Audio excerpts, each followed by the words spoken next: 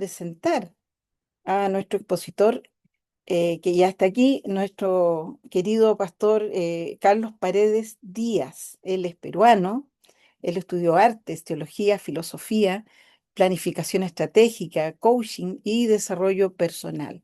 Él ha ejercido una labor como pastor, consejero, docente, coach y conferencista desde el año 1990 hasta la actualidad. O sea, trabaja y no se detiene. Él ha dictado cátedras de teología y como expositor ha dado conferencias de liderazgo y desarrollo personal para militares, políticos, educadores, empresarios y artistas. Él es autor del programa de liderazgo y desarrollo personal, El Factor 3D en el liderazgo. Interesante. Con experiencia en mega eventos, fue coordinador de la ceremonia de Acción de Gracias por el Perú el 2006 hasta el 2010, con la presencia del presidente constitucional del Perú. Es coordinador regional del proyecto Mi Esperanza de la Asociación Billy Graham de alcance nacional por televisión y también es coordinador del área del festival con Luis Palau, coordinador de CPI para Oeste de América Latina con más de 2.000 líderes entrenados en 7 países. Es representante de la red Business Network para el Perú con programas y principios y valores para la transformación personal y cultural en la Mission Center y Misión Antivirus respectivamente. Actualmente, con su esposa, son directores para Latinoamérica de RISE, Reformadores, Influenciadores y de las 7 esferas. Eso significa RISE, ¿cierto? Reformadores influenciando las 7 esferas de Restaurant 7 y es cofundador de CCPL, Christian Center for Public Life, con sede en Washington, D.C., y es líder nacional en Perú de DPP, Discipulado y Pastoreo de Pastores. Muy interesante. Carlos es casado con Ruth Vilches y tiene 2 maravillosos hijos, Isabela y Josué.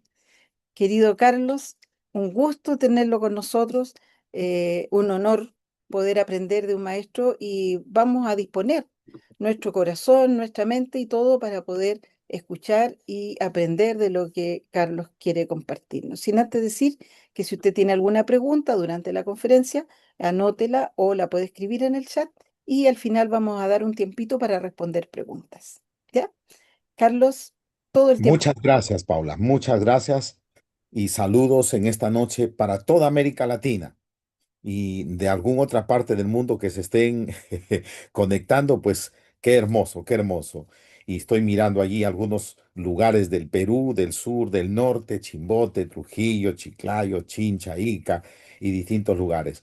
Me acabas de hacer pasar una breve imagen por mi mente de los años sirviendo al Señor y cómo Dios nos va haciendo pasar por transiciones en distintas etapas de nuestra oportunidad de servirle al Señor. Gracias a Él que nos ha sostenido durante estos años y hemos buscado ser intencionales en nuestro proceso de crecimiento, ser intencionales y ir entendiendo que hay que hacer una transición y prepararnos para cada etapa. Hoy nuestro tema es un tema sobre el mensaje, creo yo, central. Dice Chean, un hombre que ha iniciado un movimiento de discipulado por allá, por el Asia, en Indonesia, en donde ya tiene eh, generaciones, ojo, generaciones. Creo que ya hablan de 23 generaciones de discípulos y cuentan por miles, miles. Si no discipulamos, morimos. Esa es la frase de Chean. Así que si tú en esta noche quieres pasar un momento de reflexión, sería interesante que le puedas preguntar al Señor cómo estoy haciendo mi discipulado. Igualmente tuve la oportunidad de recibir entrenamiento y mentoría de Richard Green, de, fundador del proyecto Kingston, entrenamiento en el discipulado, y él siempre nos lleva a que la supremacía de la gran comisión es ser y hacer discípulos, que es el tema de hoy. Así que permítanme compartir la presentación y gracias, gracias Paula por la presentación. Yo básicamente a veces digo, no, no, no, no, no hay que extendernos tanto con la presentación, pero me doy cuenta que son los años y el favor de Dios. Como dijo, estamos liderando Rise, viene de la palabra levántate. Rise en inglés es levántate, basada en Isaías 60. Y dice la palabra proféticamente que aunque tinieblas estén cubriendo la tierra y la oscuridad las naciones, sobre los hijos y las hijas de Dios estará el resplandor de la gloria de Dios. Así que la solución para el mundo son los hijos y las hijas de Dios, que hoy vamos a entender algunos principios sobre el discipulado. Discipulado multigeneracional desde su institución amiga y socia, las Sociedades Bíblicas Unidas. Entonces, lo que queremos es nosotros plantearnos algunas preguntas en el proceso. ¿De dónde viene esto de lo multigeneracional? Pues me voy a ir directo al enfoque que encontramos en el proceso del discipulado de Moisés a Josué. Cuando usted hace un estudio, dice que Josué era un fiel servidor de Moisés, que acompañó, caminó y estuvo involucrado en las experiencias del liderazgo de Moisés. Un Moisés en el proceso de la liberación, un Moisés en el proceso de liderar al pueblo durante los 40 años, 40 años en el desierto y las cosas que se tuvieron que desarrollar, ese tiempo en que Moisés tuvo que buscar la presencia de Dios y cuántas oportunidades buscar esa presencia de Dios, ya sea en el monte o ya sea en la tienda, dice que Moisés iba acompañado de Josué. Josué también subió al monte Horeb y cuando se constituyó la tienda, el tabernáculo de reunión, entonces Josué dice que estaba a la puerta y permanecía siempre a las puertas del tabernáculo de reunión. Entonces, yo puedo ver aquí y creo que nos invita a pensar en este proceso de la generación Moisés a la generación Josué. Recuerden que es la rebeldía la que los lleva a perder la oportunidad a todos los que salieron de Egipto la oportunidad de entrar a la tierra prometida, pero dijo, mi hijo Josué, mi siervo Josué y mi siervo Gedeón entrarán a esta tierra. Para conquistar la tierra prometida era necesario dos generaciones de liderazgo, 40 años en el desierto que acompañó Josué como discípulo a Moisés. ¿Podemos ver otros casos? Claro que sí.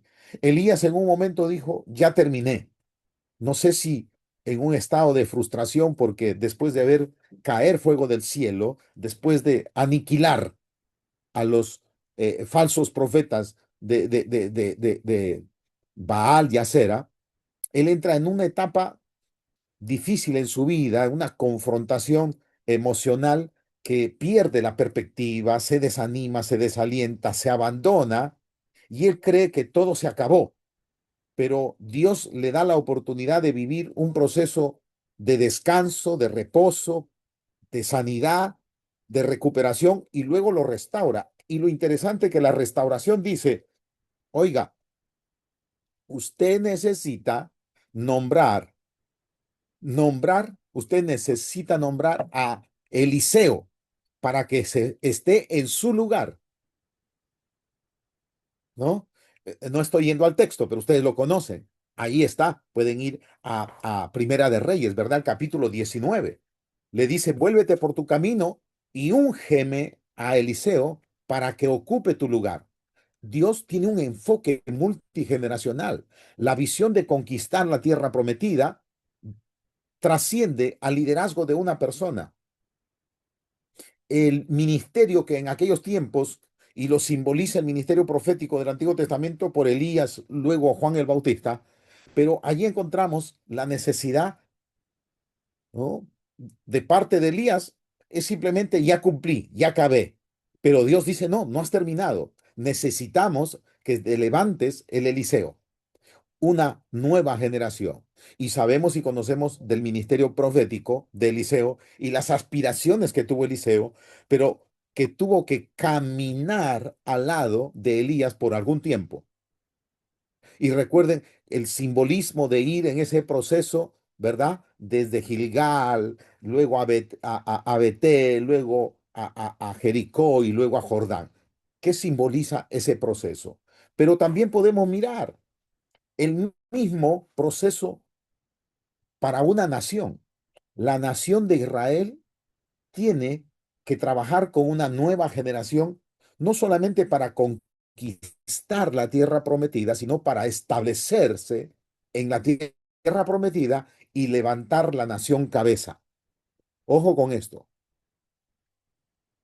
Hay que levantar la palabra es, los llevaré a una tierra que fluye leche y miel, una tierra donde no tendrás las enfermedades que tenías en Egipto, en la tierra donde no tendrás pobres, es lo que dijo, no tendrás pobres en la tierra que yo te doy, todos iban a tener tierra, todos tenían que trabajar porque el que no trabaja, que no come. Los haraganes, pero luego los ociosos que se involucraron en el pecado y en la maldad, pues perdieron las tierras y empezaron a mendigar, pero todo estuvo previsto. Por eso había aún para que el pobre, llámese el huérfano, la viuda o el extranjero, no sufra en la tierra de Israel. Pero para eso es necesario tener un enfoque multigeneracional y esto está basado en el primer pacto. En el pacto que Dios tiene con Israel, Dios le da el contenido y Dios le da la metodología. Y aquí si quiero, y es necesario, pues que mire rápidamente las escrituras. Todo lo conocen y voy a ir, como se dice, directo. Cuando eh, eh, se escribe el Deuteronomio, hay un énfasis en todo un proceso, ¿no es cierto?, de una docencia para que el Deuteronomio sea como la constitución de la nación con respecto a sus procedimientos, tanto morales, espirituales, civiles, para que sea esa gran nación. Pero el centro de todo esto está en el contenido, es decir, la ley.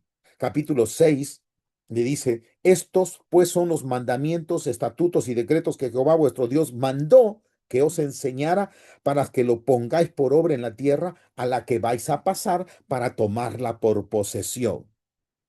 Nunca más serán extranjeros, nunca más serán esclavos en una tierra extranjera. Tendrán una heredad, pero para eso necesitan tener el estatuto, el mandamiento, la ley, etcétera. ¿Para qué? A fin de que temas a Jehová tu Dios, guardando todos los estatutos y mandamientos que yo te mando, tú, tu hijo y el hijo de tu hijo, 3 generaciones, guardando los estatutos y mandamientos que yo te mando, tú, tu hijo, el hijo de tu hijo y todos los días de tu vida para que se prolonguen tus días. ¿Ok? Entonces ahí encontramos nosotros este mandamiento y el contenido. Y lo segundo que encontramos ahí es la metodología, ¿no? Dice el verso 6, vamos para avanzar. Estas palabras que yo te mando hoy estarán sobre tu corazón, se las repetirás a tus hijos y les hablarás de ellas estando en tu casa y andando por el camino al acostarte, y cuando te levantes las atarás como una señal en tu mano y estarán como frontales entre tus ojos, las escribirás en los postes de tu casa y en las puertas. Entonces, el pacto que Dios celebra con este pueblo que acaba de ser liberado de la esclavitud y los llena de esperanzas hacia la tierra prometida, lo que ellos vivirán como alargar los días de la bendición, los días de la leche y miel, los días de ser cabeza y no cola, los días de disfrutar la bondad de Dios en la tierra prometida, requiere vivir de acuerdo al pacto, al mandamiento, al estatuto, al precepto. Si tú los guardas, entonces es lo que dice. Pero la metodología, ¿cuál era? No había una escuela privada, no había un programa más allá de de la célula básica, es la familia, el hogar, la casa. El padre era el responsable de instruir, de discipular al hijo. Eso es tremendo reto para ya ir pensando, porque hoy los padres muchas veces han abdicado a su rol de discipuladores de sus hijos. Y lo que han hecho los padres es llevarlos al programa de la iglesia. Gloria a Dios por nuestras iglesias. Empiezan las escuelas bíblicas para atraer a los niños, luego la escuela dominical y todo el programa. Pero ¿qué de los padres? ¿No? Muy bien. Entonces, hasta allí llegamos con Israel. Pero, ¿qué pasó? La historia no se queda allí. Dice, y aquí otra vez voy a un pasaje, ¿no? ¿Cuáles son las causas de las crisis a las que entró Israel en el tiempo de los jueces? Murió toda aquella generación, ¿no? Jueces 2:10. En esa generación está ¿quién? Josué. Dice, murió toda aquella generación, por lo que la generación que se levantó después no conocía a Jehová ni la obra que él había hecho. ¿Ok? Mire este pasaje. Aquí estamos viendo, diríamos, una línea de tiempo en la historia del pueblo de Israel. Israel entra después de 30 años, porque recuerden que acababa de morir Josué y Josué cuando entró estaba sobre los 80 años. Y por 20 años allí, perdón, por 30 años, porque murió a la edad de 110 años. Por 30 años llevó a cabo todo un proceso de establecer, de distribuir y colocar al pueblo en la repartición de la tierra prometida. Y él termina en lo que para muchos es como una máxima, pero pierde la perspectiva del pacto y pierde la perspectiva de la demanda que Dios está haciendo a la nación y no solamente a la familia. Y como consecuencia, Israel entra por 430 años en un periodo de apostasía. La apostasía trae una crisis espiritual. La crisis espiritual trae las consecuencias del desastre económico, la pobreza, vivir en cuevas, repartir miseria.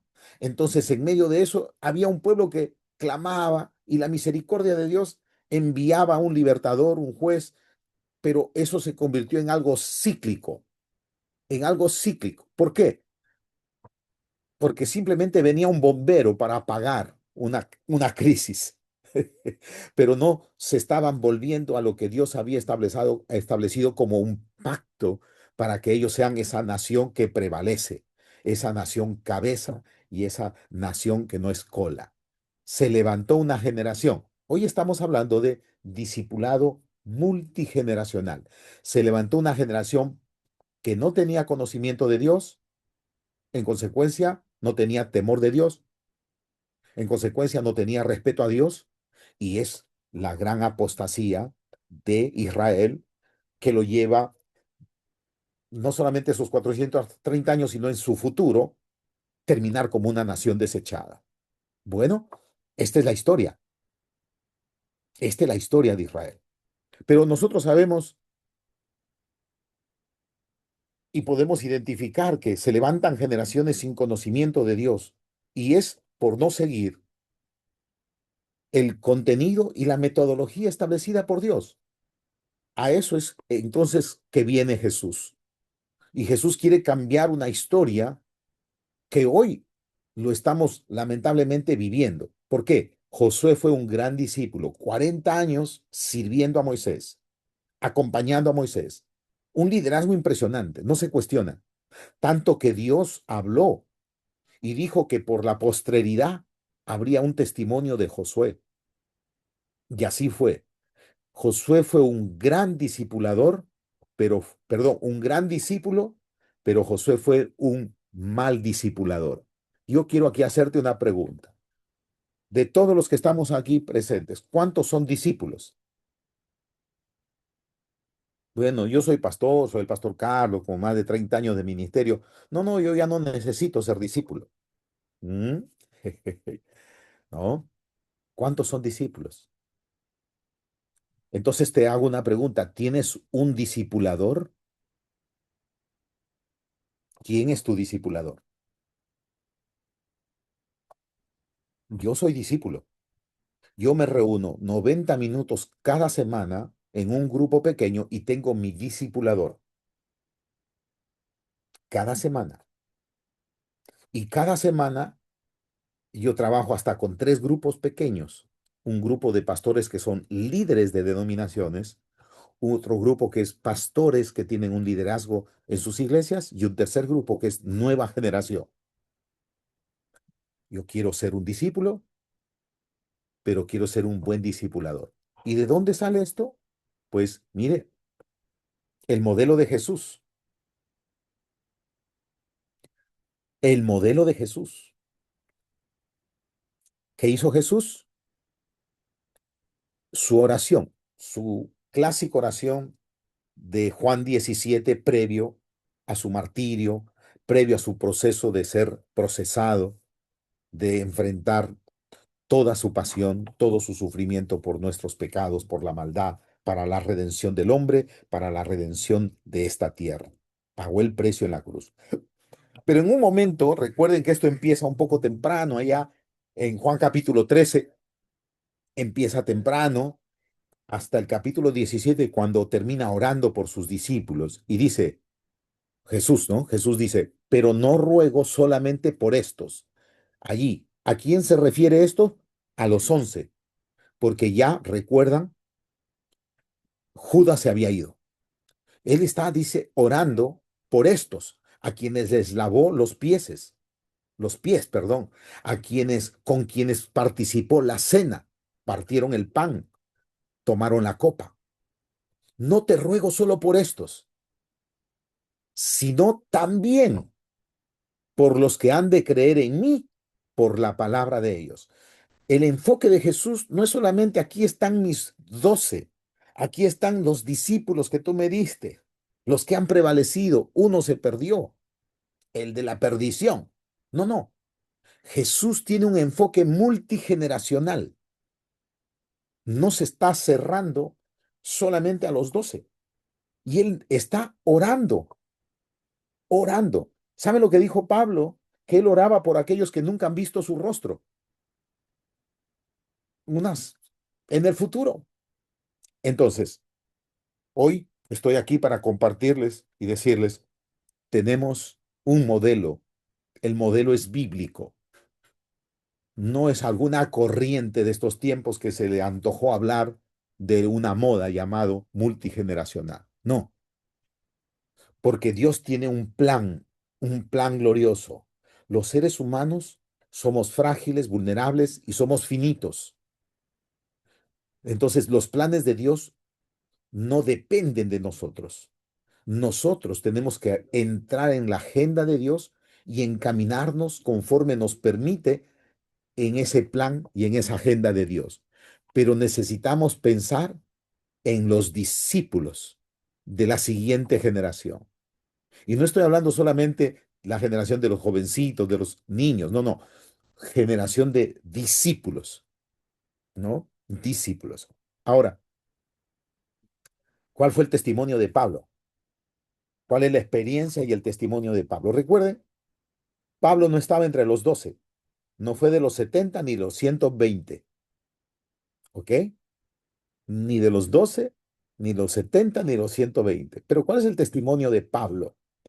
¿No? Conocemos su conversión, sus inicios en el ministerio, sus vínculos que va estableciendo con el liderazgo en Jerusalén, pero llega un momento en donde Pablo escribe, entre las tantas cartas que escribe, escribe una carta personal y le escribe a uno de sus discípulos que estaba cumpliendo una labor, un encargo de ser un sobreveedor de lo que acontecía allá en la iglesia de Éfeso. Entonces le dice a Timoteo, lo que has oído de mí ante muchos testigos, esto encarga a hombres fieles que sean idóneos para enseñar también a otros. Me ha bendecido el Señor, tengo una nueva laptop, es de idioma inglés y todavía no sé manejar el tema de los acentos y enseñar me faltó ahí, encenar. Bueno, es un tema de ir mejorando.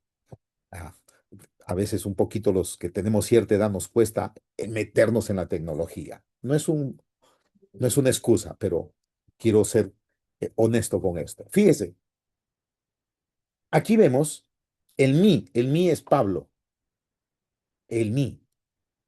El hombres fieles no es su discípulo. Su discípulo ahí es Timoteo. Y los hombres fieles resultan ser los discípulos de Timoteo.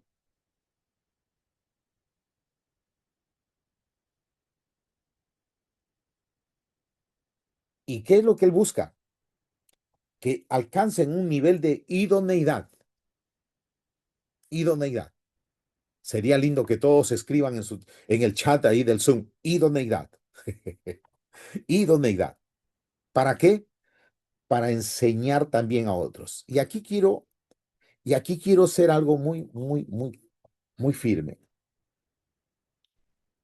No es un tema basado en que sea un maestro. Aquí no es un contexto en el que está buscando maestros para enseñar doctrina, para ser los maestros de la doctrina y los teólogos. No, está hablando en esencia acerca de el discipulado. El discipulado es una transferencia de vida, por eso dice lo que has oído de mí. No le dice lo que has aprendido solamente. Hay que leer ambas cartas, también la de Tito, y él está haciendo un enfoque siempre de que Timoteo aprendió de él palabra, conducta, fe, pureza, amor, servicio. En otras palabras, conforme dice Hebreos 13, ¿no?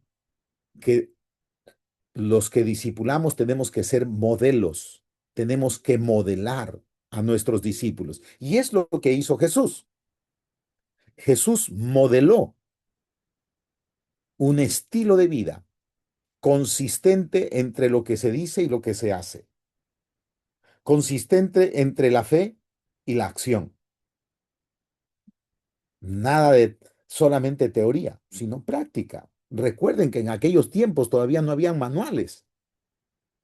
Y Jesús cuando dice enseñándoles que guarden todas las cosas que yo os he mandado, no les está diciendo enséñenles el manual 2 del discipulado, lo que ellos han visto, lo que ellos han oído, lo que ellos palparon, dice la escritura.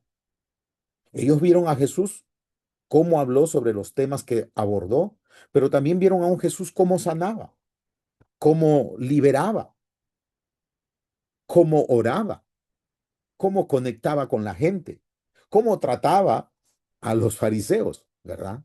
Entonces, lo que has oído de mí, vamos aterrizando y aquí vemos, y quiero incorporar al Pablo de este pasaje y lo pongo como ese eslabón generacional, porque antes de que aparezca Pablo en el escenario allá en Antioquía, hubo un Bernabé que fue y lo buscó, fue hasta Tarso, lo buscó y lo trajo. Entonces ahí vemos a un Bernabé que estaba desde el comienzo, dice la escritura. Bernabé era de los 120, Bernabé era de los 70, que estuvo desde el comienzo. Bernabé recibió directamente de Jesús, no en el nivel que recibieron los 12, pero estuvo allí.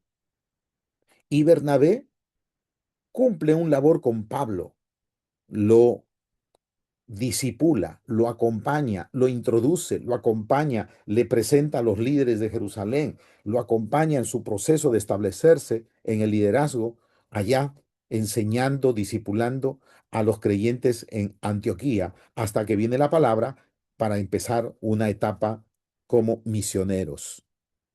Entonces, tenemos Pablo, y Pablo está allí por un Bernabé, pero después de Pablo tenemos un Timoteo, tenemos los sidonios que trabajarán buscando a los otros. Allí vemos un discipulado multigeneracional. Entonces, yo te voy a hacer dos, tres preguntas. ¿Dónde te ubicas tú? Porque usted podría pensar Bernabé. Bernabé bebió del mismo Señor Jesús. No sabemos si los 3 años. Recuerde que al comienzo Jesús lo siguió muchos y después de 18 meses escogió a 12. Escogió a los 18 meses a 12. Pero Bernabé recibe de Jesús. Jesús es el discipulador de Bernabé. Bernabé aparece como el discipulador de Pablo. Pablo es discípulo de Bernabé, pero Pablo es el discipulador de Timoteo. Y le está diciendo, Timoteo, tú tienes que ser un buen discípulo, pero tienes que ser un buen discipulador. Busca hombres fieles que sean idóneos para que ellos enseñen también a otros, tercera y cuarta generación. Dios nos está llamando a su enfoque correcto, y el enfoque correcto que viene de Dios es que Dios nos ha dejado un legado que se llama multigeneracional. Hoy, más que nunca, la iglesia tiene que detenerse. No podemos seguir el camino de Israel. Israel llegó a donde llegó porque Israel no obedeció. Israel no hizo caso. Israel no levantó la siguiente generación. Entonces, la pregunta es, ¿cuántos de ustedes son ahora discipuladores? La primera pregunta fue, ¿cuántos son discípulos? Es decir, tienen un discípulo, un discipulador, pero ¿cuántos son discipuladores? Y cuando hablo de discipuladores, no solamente que estás enseñando un curso, sino estás modelando para otros que te acompañan, para otros que van contigo, para otros que están caminando contigo y están recibiendo un impacto de tu vida. Eso se llama impartición. Recuerde, nosotros reproducimos lo que somos. Así que nuestra misión, como lo decías, Richard Green, la supremacía de la gran comisión es ser discípulos y hacer discípulos. Cuando tenemos este enfoque, entonces estamos hablando que estamos viviendo en un discipulado multigeneracional. Tenemos que asegurarnos que la siguiente generación conozca a Dios. Saben, hoy hablan de batalla cultural y es cierto, lo que está haciendo las redes, lo que están haciendo una serie de instrumentos con las nuevas generaciones de creyentes y cuanto más con las nuevas generaciones, los niños. Por eso hoy yo agradezco al Señor estar con ustedes, agradecer a Sociedades Bíblicas por la invitación. En la presentación dijeron que soy líder de DPP en Perú, sí, y nosotros estamos trabajando con un énfasis de discipulado con nuestra Biblia para el discipulado. Caramba, ahí no, como que no se ve, pero bueno, Biblia de estudio para el discipulado. ¿No? De las Sociedades Bíblicas Unidas ustedes los pueden conseguir en Sociedades Bíblicas Unidas en sus distintos países. Allí encuentran recursos, encuentran orientación de cómo armar los grupos para hacer el discipulado en grupos pequeños, cómo reproducirlos y casi 500 estudios en 7 cursos diferentes. Gracias, querida Paula. Estoy apto ahora para poder responder lo que pueda responder y lo que no, que el Señor les ayude, porque no lo sabemos todo. Muchas gracias, Pastor Carlos. La verdad que es a ver, ¿cómo es la palabra? Nos gozamos al escuchar cuán simple y cuán profundo es lo que el Señor nos manda que hagamos, ¿cierto? Y cuando habla de idoneidad, no siempre uno habla de, como decía, tanto curso y tanto título. La idoneidad va en el corazón de cada persona, ¿cierto? De cómo su comportamiento, su compromiso.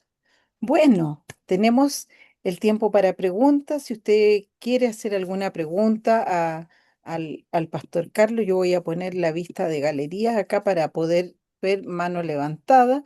Pero antes de responder las preguntas, vamos a presentar este recurso bíblico que algo nos introdujo nuestro pastor Carlos, que es la Biblia del Discipulado. Es una Biblia maravillosa que tiene estudios para el desarrollo del discípulo y del discipulado y formación de discípulos, que es el mandato del Señor, ¿cierto? Ir y hacer discípulos. Y las características, bueno, está en versión Reina Valera 1960, tiene más de 15.700 notas de estudio, 459 estudios organizados en 7 cursos, discipulado, relaciones interpersonales, matrimonio, equipos de alto rendimiento, restauración, personajes bíblicos, carácter y estudios complementarios. Usted puede encontrar esta Biblia en la Sociedad Bíblica de su país. Entra a internet, también tenemos tiendas virtuales, algunas sociedades bíblicas, así que si usted requiere esta Biblia para entender profundamente el discipulado y poder discipular a otros y aprender uno también como un discípulo de Cristo siempre, tenga esta Biblia que es una excelente herramienta para el trabajo. Bueno, José Velázquez, es la primera manito que yo vi levantada, así que le voy a pedir a mi querido Ronald si me habilita el micrófono, abra su micrófono, José, para hacer su pregunta al pastor Carlos. Buenas noches, pastor. Que Dios le bendiga. Gracias, hermanos. Sí, escuché con mucha atención porque es uno de los temas apasionantes en mi vida cristiana. Y siempre he apuntado por ser mejor discípulo y llegar a ser un buen discipulador. No sé si lo he logrado, pero hay expresiones muy interesantes. Cuando me encuentro, usted me enseñó verdades fundamentales del cristianismo. Usted me llevó por los primeros pasos del discipulado a través de educación teológica por extensión. Usted Oh. me bautizó, etcétera. Creo que, gracias a Dios, de alguna u otra forma, mal o bien, espero que bien, pero lo que me apasionó, como lo digo ahí en mi chat, leí un artículo muy interesante, lo que era discipular en el tiempo de Jesús. Muy bueno que lo estoy recomendando. Gracias. Gracias, José, que Dios me lo bendiga y me siento feliz de su perseverancia y de su caminar en un trato ya propio y personal con el Señor y que Dios te bendiga y a seguir avanzando. Muy bien. Adriana Forero de Bogotá, Colombia, nos dice, nosotros lanzamos la red y la palabra, ¿cierto? Es la palabra en la red. Y hay personas que reciben, unos viven en proceso de discipulado, pero otros se demoran, dice, a ver, déjame ver porque se me fue para arriba. Ahí está. Dice que uno viven en proceso discipulado, pero otros se demoran. ¿Y hasta dónde caminar o cómo saber si ya está listo el discípulo? Gracias, muy buena pregunta. Jesús nos da el ejemplo. Jesús predicó a multitudes, pero solo un grupo caminó con él y no fueron 12. Finalmente, para el día del aposento habían 120. Mm. Entonces, recuerdan que en algún momento ya se habían ido algunos y le dice, ¿ustedes también se quieren ir? Y Pedro dijo, no, Señor, nosotros lo hemos dejado todo para seguir. Ahora, es, nosotros tenemos que entender algo. La conversión es un milagro que acontece por una intervención divina. Muchas veces las personas no tienen el mayor conocimiento, simplemente es un acto de convicción divina por obra del Espíritu Santo que los convence de pecado, de justicia y de juicio, y la persona se arrepiente y la persona se rinde. Pero ¿sabe qué? Es como un niño que recién nace. Esa persona necesita ser acompañada en su proceso de crecimiento.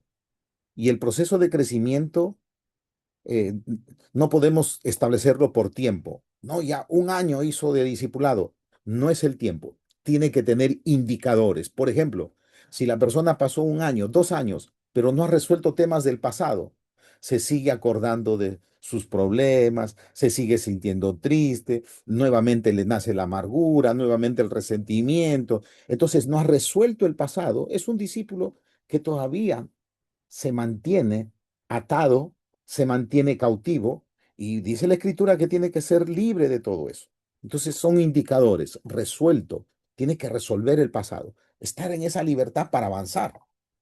Entonces, no es un tema de tiempo. Es que este hermanito ya tiene 4 o 5 años, ya vamos a decirle que se dedica a hacer tal cosa ahora en la obra.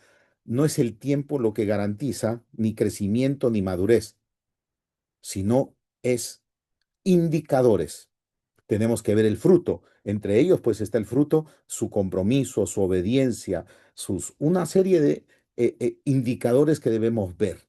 Esa madurez, ese haber resuelto el pasado, ya no estar participando de ciertas cosas que lo mantienen en un círculo vicioso o con experiencias y eventos cíclicos, tanto en prácticas de cosas que ya un hijo de Dios a esa altura no lo debería estar haciendo. ¿Alguna otra pregunta? Creo que Rosa Conde, Sí, Rosa eh, Conde, a ¿desde qué ver si nos país? abre el Una micrófono, preguntita. por favor. Sí, abre su micrófono, Rosa. Ahí sí. Buenas noches, hermanos. Yo quería preguntar sobre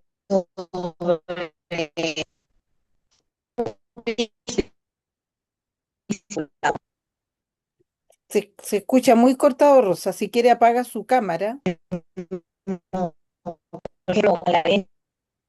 Por favor, cierra la cámara para que no le tome la internet.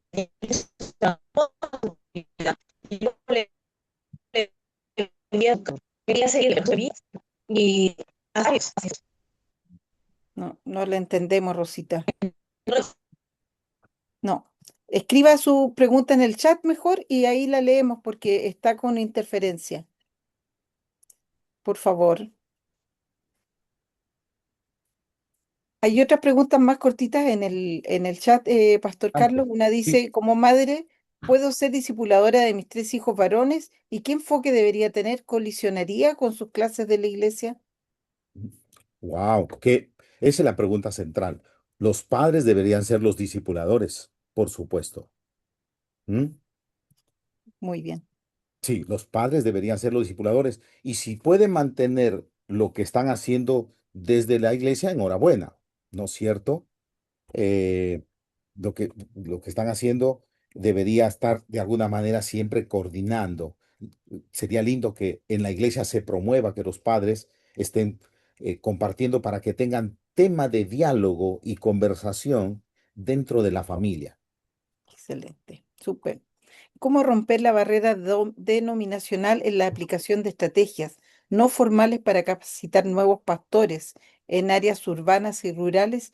¿Qué opinión te merece la capacitación de nuevos pastores a través del discipulado no formal?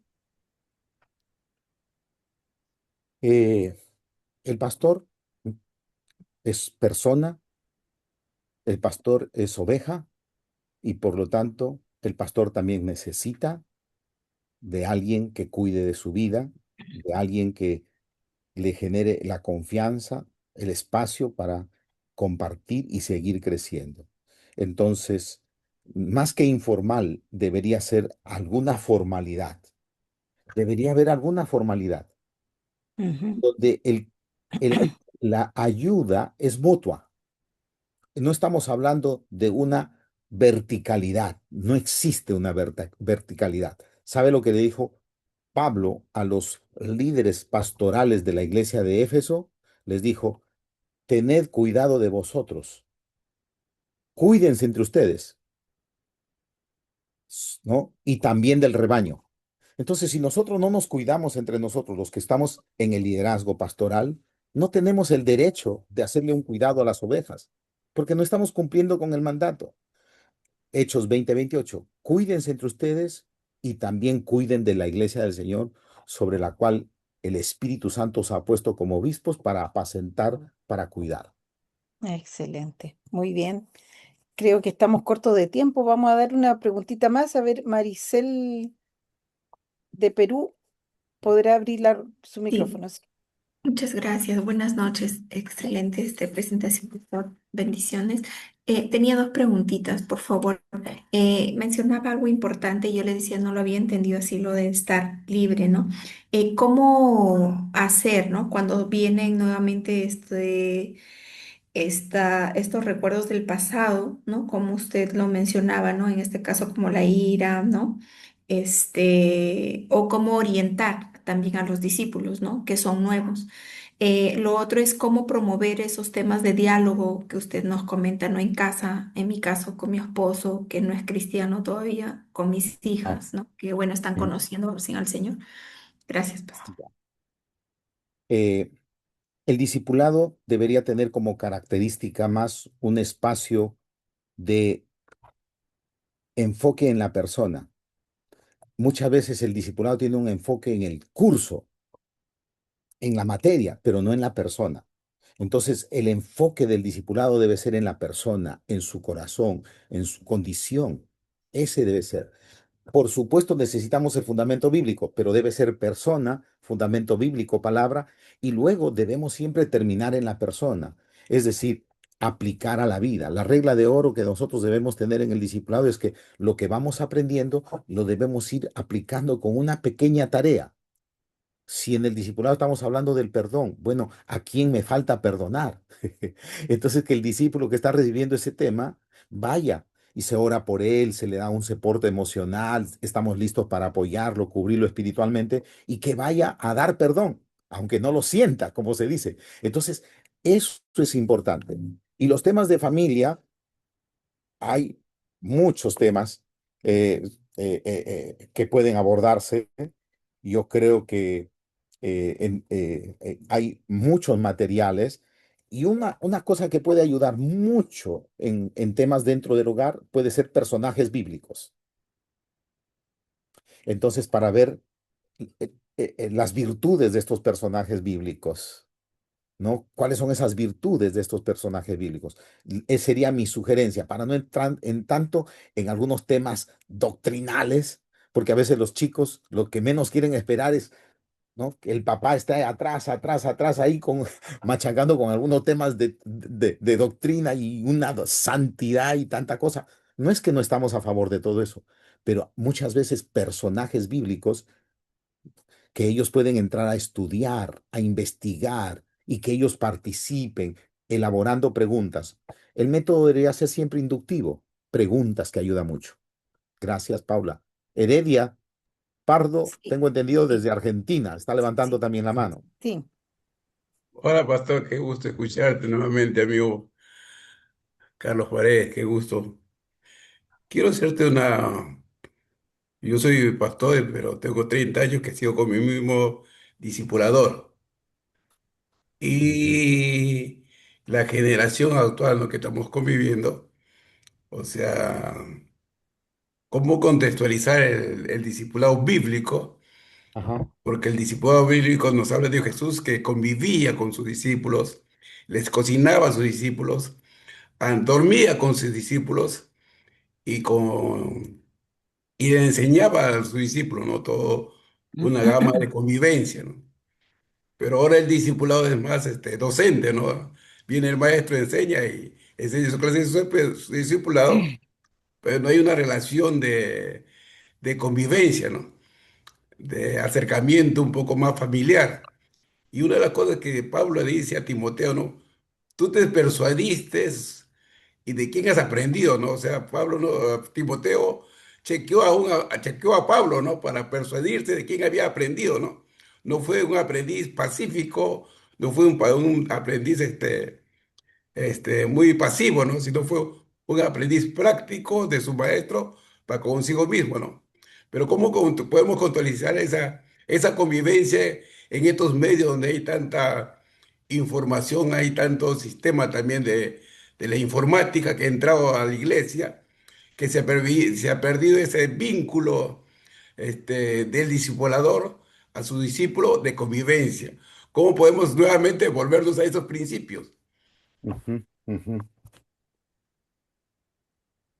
Ah, sin afán de promover algo en particular, hay algo que nosotros hacemos con el movimiento. Nosotros trabajamos con grupos pequeños de 3 y 4 para el discipulado, bajo un concepto, crear un ambiente llamado el efecto invernadero.